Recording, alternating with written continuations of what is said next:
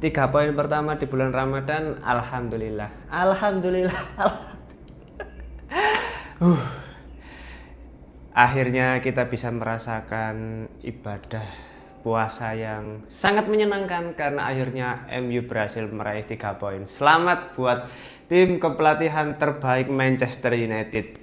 Keren, keren, keren, keren. Jujur, aku sendiri melihat jalannya pertandingan di laga tandang saat melawan Everton.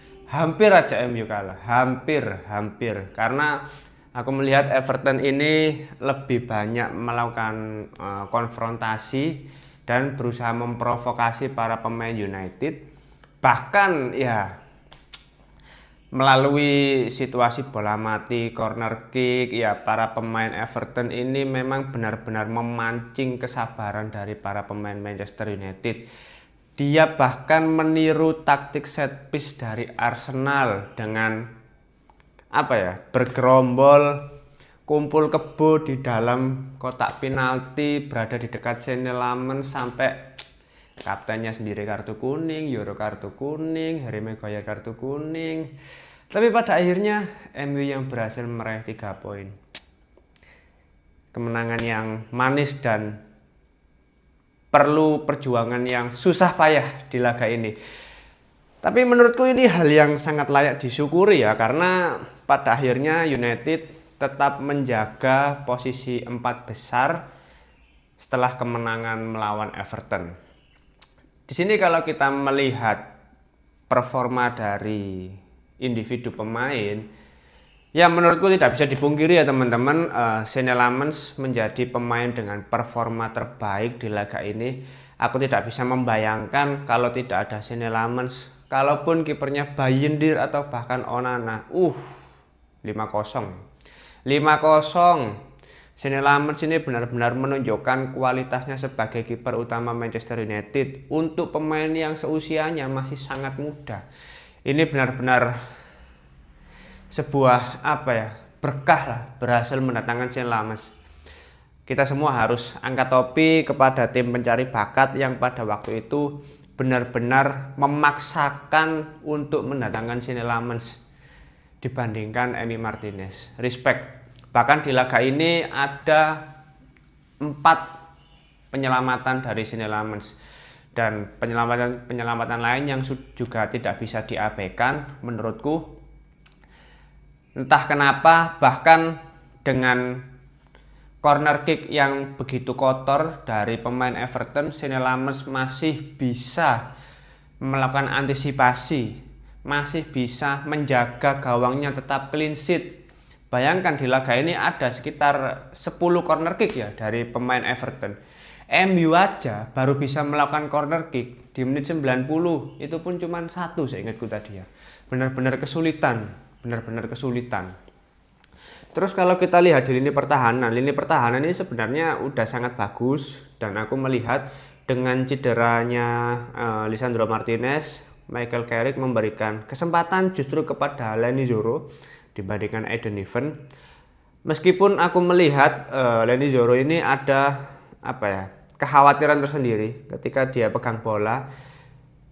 Rasa-rasanya tuh kayak mau lepas saja gitu, terutama di babak pertama. Tapi kita juga tidak bisa memungkiri ada beberapa save krusial dari Leny Yoro yang tetap menjaga lini pertahanan agar tetap kokoh. Harry Maguire kita tidak perlu mempertanyakan peran dia untuk memenangkan duel-duel udara, sudah luar biasa bagus. Diogo Dalot juga tampil bagus di laga ini. Mungkin yang agak kurang menurutku justru Luke Shaw. Di luar dia hanya melakukan buang-buang bola, tapi di laga ini dia masih nggak sebagus di laga-laga sebelumnya. Tapi secara keseluruhan kalau aku melihat lini pertahanan ini benar-benar solid, karena seperti yang kita tahu pemain Everton itu di laga ini ketika dia melakukan low block, anak asuh dari David Moyes ini bisa dengan cepat melakukan counter attack ya saat transisi, dan itu cukup menyulitkan. Bahkan di menit-menit awal ya kita bisa melihat Shane Lammens hampir melakukan blunder, untung saja tidak bisa dimanfaatkan dengan baik oleh pihak lawan.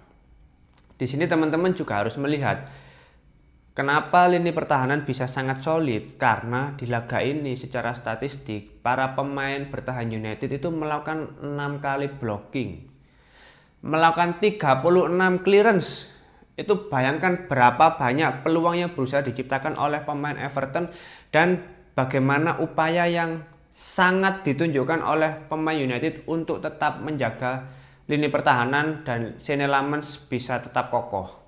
Ini sangat layak diapresiasi. Maka dari itu aku melihat lini pertahanan ini secara perlahan memang pemain muda butuh mendapatkan menit bermain. Nah, dengan absennya Lisandro Martinez, Leny Yoro pun juga bisa membuktikan. Bagaimana cara dia membuktikan? Ya melakukan blocking, melakukan clearance, menghadang peluang-peluang yang berusaha diciptakan oleh pemain Everton, dan itu sudah dia buktikan di laga ini. Selanjutnya kalau kita lihat di lini tengah dua double pivot, sebetulnya agak kurang ya. Aku melihat Casemiro ini mulai banyak melakukan kesalahan saat passing ya. Kobbie Mainoo pun nggak setenang seperti biasanya. Sayang sekali ada beberapa momentum ya di sepertiga akhir Kobbie Mainoo yang belum bisa bermain secara bersih, secara lebih tenang ya, tapi nggak bisa disalahkan ya.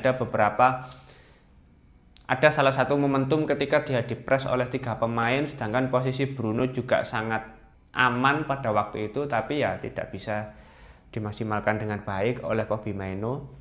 Mungkin ini efek karena libur 2 minggu teman-teman. Jadi muscle memory dari para pemain itu udah mulai memudar gitu loh. Para pemain udah mulai lupa. Terlihat jelas ketika pemain Everton melakukan pressing ketat, ya pemain United kebingungan gitu loh. Ini salah satu hal yang tidak aku suka ya, ketika absen cukup lama di sebuah kompetisi dan para pemain itu udah mulai dingin gitu loh. Ibarat kalau sepeda motor kan mesinnya harus dipanasi dulu. Nah, para pemain ini mesinnya habis mati 2 minggu. Jadi ya lupa gitu loh, lupa. Kenikmatan saat menjalani laga, gairah saat menjalani pertandingan itu lupa dan perlu diingatkan lagi gitu loh. Itulah kenapa harus mengikuti pertandingan setiap pekan minimal ya. Apalagi tidak ikut di kompetisi domestik maupun kompetisi Eropa. Ya udah libur 2 minggu, benar-benar libur 2 minggu. Untungnya bisa meraih 3 poin. Terus yang terakhir kalau kita lihat di lini serang, ya jujur aja amat jelek banget di laga ini. Ya mungkin efek dia puasa kali ya. Benar-benar lemes, banyak sekali miss saat melakukan passing. Kurang lah. Terus Bruno ini kalau udah dikunci ya mati kutu, kesulitan. Skema sulit untuk berjalan dari para pemain Manchester United. Dan Matheus Cunha sebetulnya kalau kita bicara soal jelek juga enggak, karena skema counter attack di laga ini satu-satunya gol itu dimulai dari direct long pass Matheus Cunha yang bisa diterima dengan baik oleh Bryan Mbeumo, lalu Benjamin Sesko sebagai eksekutor. First touch ini emang striker tuh harusnya seperti ini gitu loh. Satu gol sematawayang dari Manchester United berhasil membawa pulang 3 poin. Tapi yang aku sayangkan ya, ketika ada peluang di menit ke 90 ke atas ya, Benjamin Sesko justru terlalu lama pegang bola, padahal dia sudah one on one dengan Jordan Pickford. Harusnya kalau dia melakukan shot ya seperti gol pertama dari Sesko, itu harusnya bisa killing the game. Tapi ya sayang sekali ya, mungkin Sesko berusaha tampil lebih tenang, lebih percaya diri dengan menahan bola sedikit lebih lama. Tapi kan ya sepak bola ini soal momentum gitu loh. Perbedaan decision making sepersekian detik itu pasti akan merubah segalanya, dan itu terjadi di menit 90 ke atas ketika Benjamin Sesko memiliki peluang untuk mencetak gol kedua. Sayangnya hal itu tidak terjadi. Tapi secara keseluruhan mungkin ini bisa jadi masukan juga buat Michael Carrick untuk kedepannya. dia harus bisa mencari solusi terkait pemain-pemain yang atau tim-tim yang bermain low block, karena terbukti ya di luar gol dari Sisco, para pemain masih kesulitan untuk membongkar sistem pertahanan yang berbasis low block yang sudah dilakukan oleh pemain Everton. Selain itu ya mungkin apa ya, kalau aku melihat dibandingkan dengan permainan di era Amorim yang lebih ketat dari aspek pressingnya, aspek fisikalitasnya, itu nggak terlihat lagi di laga ini. Entah skema yang mulai berubah atau memang apa ya, para pemain benar-benar mulai berubah secara skema sesuai dengan instruksi Michael Carrick. Tapi kembali lagi teman-teman, apapun yang terjadi di laga ini, selama bisa meraih 3 poin itu sudah cukup bagiku. Karena memang bagus jeleknya pertandingan, yang penting itu menang. Yang penting menang. Apalagi Carrick ini kan pelatih interim, dia masih banyak diragukan, masih banyak yang menyepelekan. Jadi maka dari itu